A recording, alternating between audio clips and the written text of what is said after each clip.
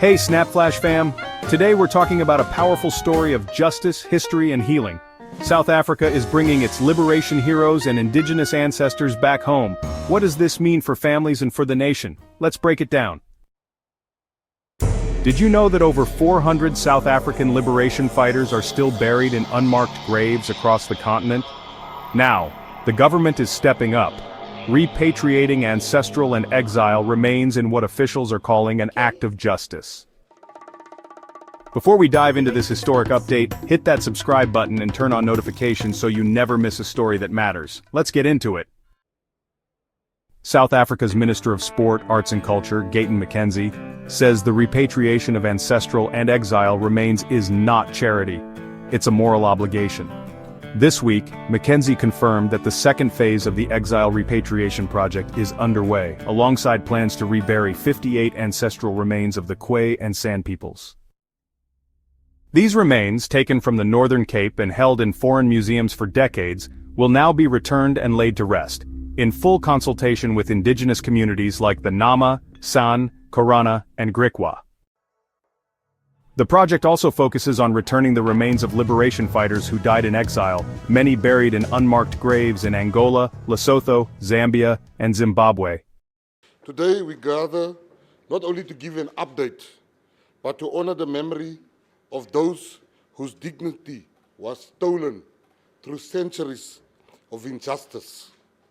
The Department of Sport, Arts and Culture, together with our partners in justice and defense, is proud to announce two major national initiatives. One, the reburial of Kwe and San ancestral human remains. Two, the second phase of the Exile Repatriation Project, something that the Government of National Unity has made a priority. His Excellency, President Cyril Ramaphosa, is very clear that we have to bring back our heroes. These are not just projects for us. They are acts of justice, remembrance, and healing. They affirm our government's commitment to restore dignity, promote cultural restoration, and confront the painful legacy of apartheid. These initiatives are about rehumanization. They are spiritual, but most importantly, they are necessary. The first one, which is the reburial of Kwe and San ancestral human remains. And while I'm here, I must welcome one of our leaders in the Kwe and San community and fraternity, Chief Petrus Falboy, who has been fighting this fight for recognition to bring back the remains. And it gives me great joy today that a fight that he has been gallantly fighting is coming to the end through victory of all the people that you see here today. So for generations, the remains of South Africa's first people, the Kwe, San, and other indigenous groups were stolen from their graves. These ancestors were treated like objects and as objects. They were displayed in museums, studied in labs, and held in foreign institutions without consent or respect. We are correcting those injustices now. Key actions that we will be taking as the Government of National Unity, that we will have the reburial of 58 ancestral remains originating from the Northern Cape. Hence, I have my colleague, MEC Matika here. This is being done in full consultation with the communities concerned. The process is led by our implementing partners, Zico Museums of South Africa, SAHRA, South African Heritage Resource Agency.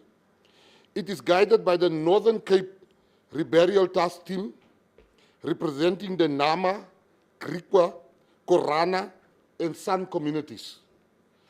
What does reburial truly means? It is not just about returning the remains to the soil.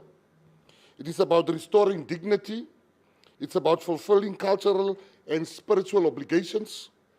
It's about healing the deep wounds of dispossession and, most importantly, historical erasure. International cooperation. We are in active talks with the Hunterian Museum at the University of Glasgow to return more Kwe and San remains. Our people are all over the world, and this government is caring enough to say, go get the remains of our people. We call on all institutions, both here and abroad, to engage in honest and active-driven processes of restitution and repatriation. 2, the Exile Repatriation Project Phase 2. As you know, last year we brought back Duma Nokwe, Bethel February, Memu Posho, Tot Machikitsa. We brought back 45 of our heroes. And that program is continuing with the instruction from the government that it should be sped up. This program is Phase 2. Thousands of our people went into exile during the liberation struggle. Many never came home. Some died unknown, buried in unmarked graves, without their families having the chance to mourn. Why does this matter? The Exile Repatriation Project is about bringing our freedom fighters home. It is a moral duty. We are doing no family a favor. It is a duty, a moral one. It's a national responsibility. These were people who gave everything for our liberation. Everybody in this room and everybody watching, we owe those families a great debt of gratitude.